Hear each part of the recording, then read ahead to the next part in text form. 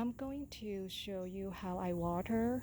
I'm coming out this morning around 7 a.m. to start watering my roses, and in this video it's going to focus on how I water my potted roses because I have many of them grown in pots. I do have some grown in ground as well, so the main difference would be the frequency of watering.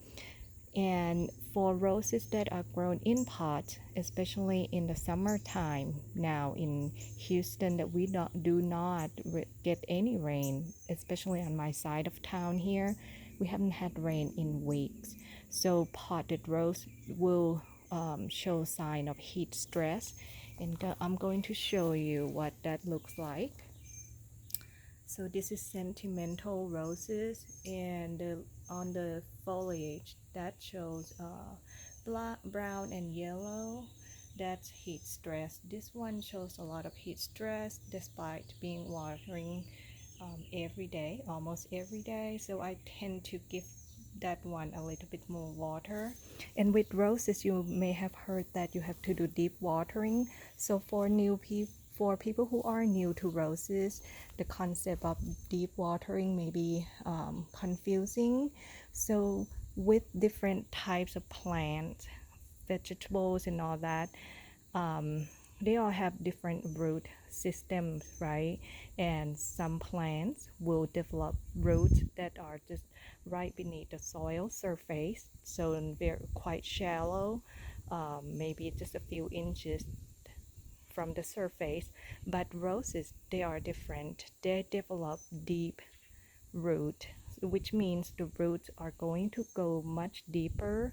And of course in the pots they can only go so deep, depending how the depth of your pots and things like that.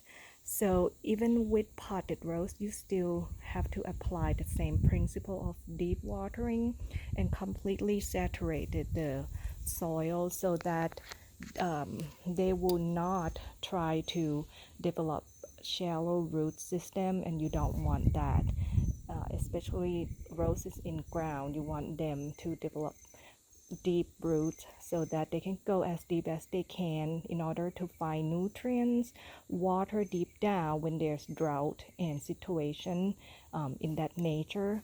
So for roses in summertime, I try to come out super early in the morning before the sun gets to be very hot. So ideally around maybe 6 to 7, no later than 8 a.m. would be ideal.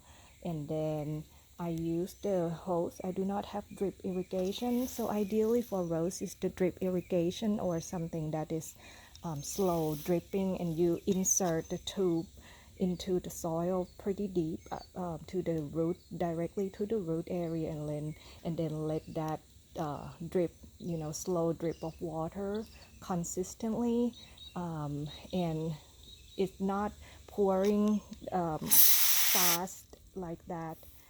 That is an ideal way to do it with the drip irrigation. But since I do not have it, I just have to do with what I have and what works for me, and I'm not going to stand out here to do like a slow water like that for 5 minutes on each pot, because that's going to take half a day or all day since I have so many of them. So this is how I do it, and I'm not saying that it's the right way to do it, because people have different ways. And like I said, the drip irrigation or deep, if you insert the tube down and let it drip slowly throughout the day for maybe soak for maybe an hour or two, or whatever setting that they have, that would be an ideal way. And with roses in the summer, it gets really hot, and on days that is going to be over 95 degrees or even 90 degrees, the roses grown in pot will heat up super fast, especially the dark color. I love this pot here that I got from Home Depot. It is really big and deep, but it holds heat real, really fast due to the color as well. So in the morning I come out and I start I use the hose, and then I have the setting on the shower setting, and then I do that to completely saturate the soil around the rim of the pot. And I tend to make sure that the roses, the soil in the pot completely saturated with water, not just fast watering like that. That's not going to help. So you really need to take the time, maybe, I don't know, 3 to 5 minutes at least. And I tip mulch on top of the soil as well to help hold moisture. So you can kind of experiment and see how much water you may need. So after you water each pot, you can use a stick and then insert it inside and kind of check and see if it's completely saturated or not. That one you can go deeper too. And also another tip that I suggest, so as you water, you do the same thing around the rim of the pot, and then you fill with your hand. For roses that are in that side of my yard, heats up really quick, so I touch with my hands, I feel with my hands, and to make sure that it's cool, not warm anymore, because it can still hold heat from last night or yesterday for pots in that area. This morning by 7 o'clock, still holding heat inside. So I fill the pot and then continue to water until everything here feels completely cool down.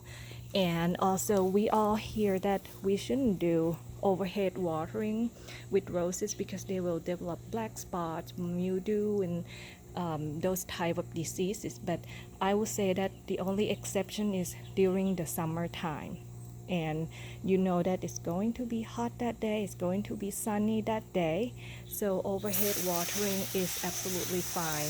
And since I do not spray, I use this method to wash down the foliage, bugs and everything on my roses as well. And with the cooler mist of water, cooler spray of water like that, they seem to really enjoy it, and this will help them prepare for the high heat that is going to come during the day, to help them prepare for that. And make sure that you do not do the overhead spray in the evening as it gets closer to the sunset, when it's going to get dark, because that's when they will have black spots. So as long as you do this early in the morning and not in the middle of the day when the sun is so strong and harsh, because the droplets on the leaves, although refreshing, can act like magnifying glass, which can help penetrate and then burn the leaves, which will not be very good. And I noticed that as I water more this summer, there are a lot of new growth and buds and things like that. They look really happy when they get more water. So this one is Coco Loco. It has new buds all over the place, and I do overhead watering for all of them because this area is going to get afternoon sun, which is pretty hot until around 7 p.m. So this is a good way to get them prepared and get them ready, help them freshen up and prepare for the hot hours during the day. So that's all I want to share with you.